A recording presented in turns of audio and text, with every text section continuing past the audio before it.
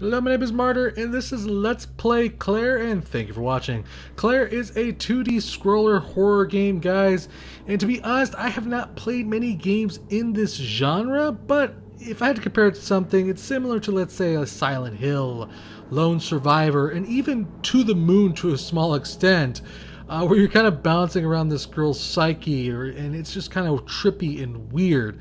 Not that there's any, romance or any kind of fluff in this type of game. Trust me, there isn't. It released July 2014. It was developed and published by Hailstorm Games. You can go ahead and pick up Claire on Steam for $9.99.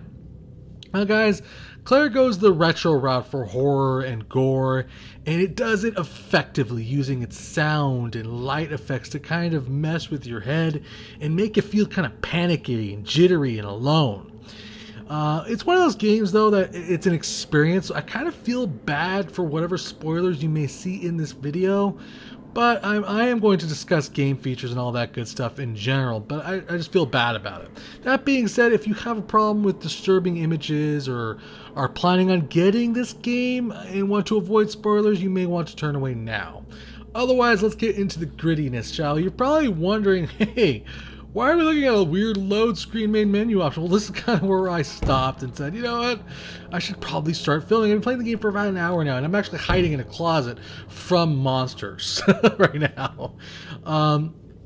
Now, the story of this game is kind of the selling point of this game, basically. Your mother is in a seemingly some sort of hospital, and I don't want to say anything more than that, but shit just starts getting weird fast, basically. Things just start turning horribly very quickly. It's very minimalistic as far as your overall display of the game here, basically. There is an inventory system to talk about, though. And we'll talk about what you're looking at right here. All these are all the items that I have managed to collect thus far. I've collected some hard candy. Actually, that's not the hard candy. That's hard candy. No, that's hard candy right there. Okay. I've collected a Zero Cola, which basically increases my health. I've collected Happy Sun Cola, which increases my health quite a bit, it would seem. I've collected some hard candy, which makes me immune to panic. I've collected a bent paper clip, which will allow me to pick a door, which I think is a key item, basically. It kind of lets you progress forward. And I've also collected a key card, which will allow me to access different parts of the hospital, essentially. To the left of that is my health, which is represented by that heart right there, which is right now I'm good, which I think is kind of the highest you can get.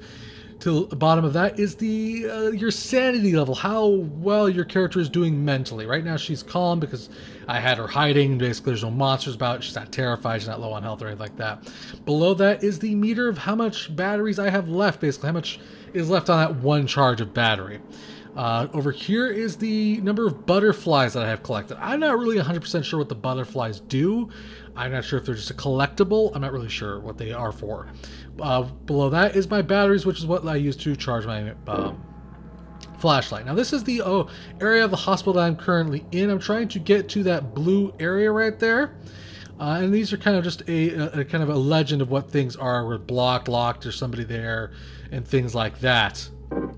And these are notes, basically, and little journal entries. The journal basically tells you what your overall goal is, though. So right now we are walking around this hospital right now. We can switch between our flashlight and our lighter by simply pressing F. We can basically WASD for control, basically E to interact with objects. Our friend right here is this dog whose name is Anubis, who apparently she found in a kind of a lost and found pound area, and basically she adopted him before he was put to sleep. I'm not really sure what purpose the dog serves. He basically is there as your companion, pretty much your only source to any kind of, well, freaking humanity, it would seem.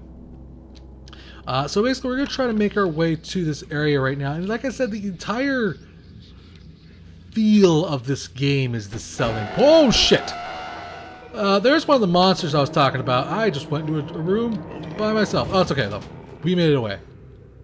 I'm pretty sure, yeah. I can't fit through the vent. Oh, no, I can! Holy shit! Okay, I did not expect it to go through the vent.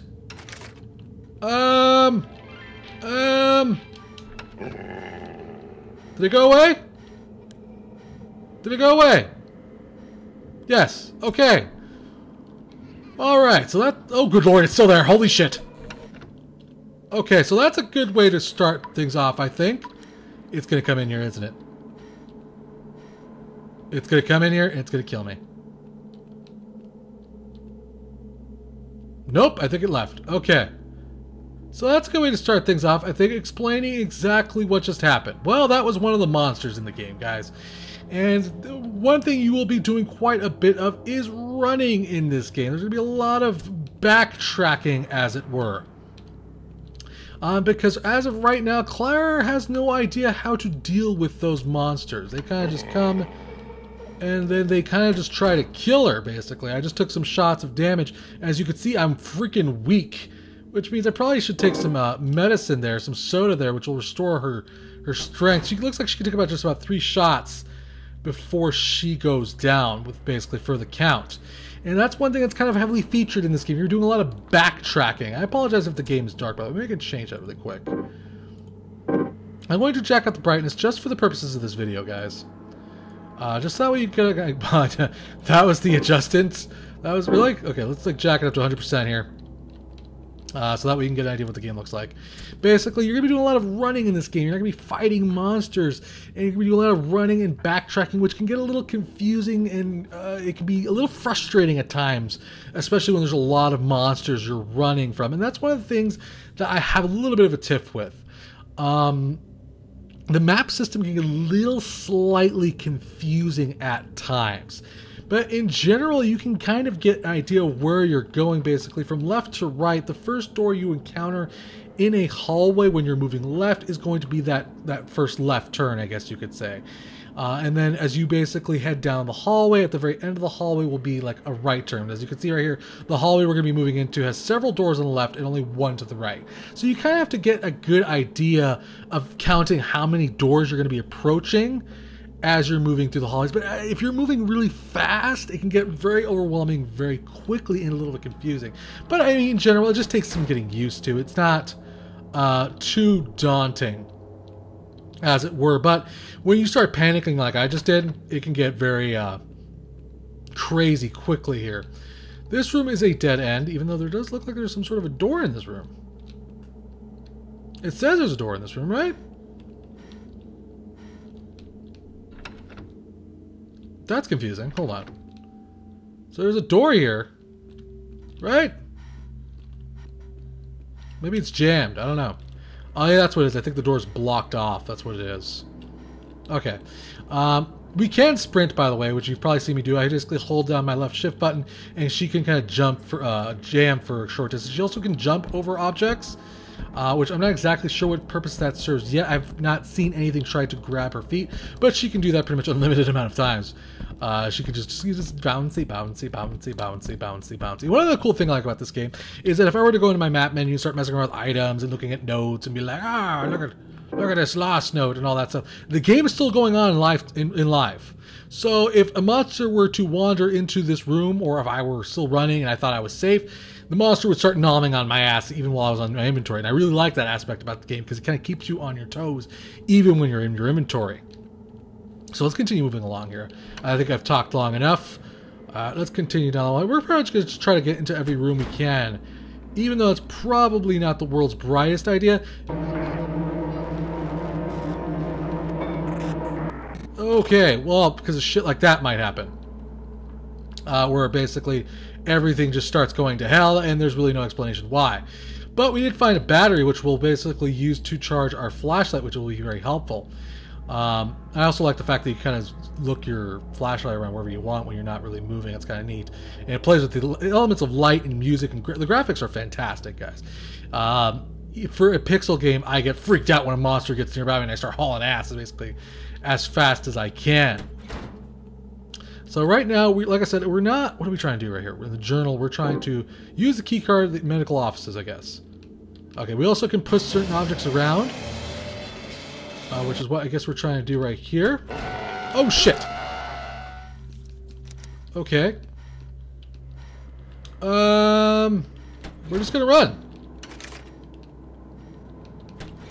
Because, the monster's after us. Okay, maybe he's not after us anymore. Please, monster, go to hell.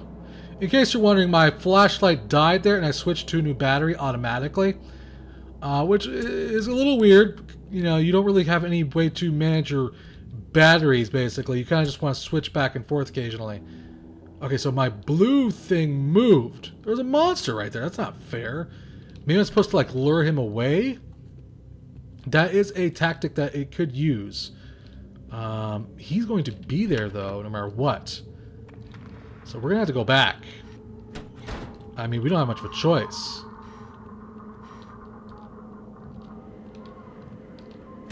Right? I mean, we don't have much of a choice here. Found a Maxwell battery. It's sweet. Looks like the power is on. Really? The power is on? In what hellhole is... Okay, there's nobody in there. Alright, so we're gonna have to go back there. And there's really no way for me to hurt those things. There is different kinds of monsters in the game also.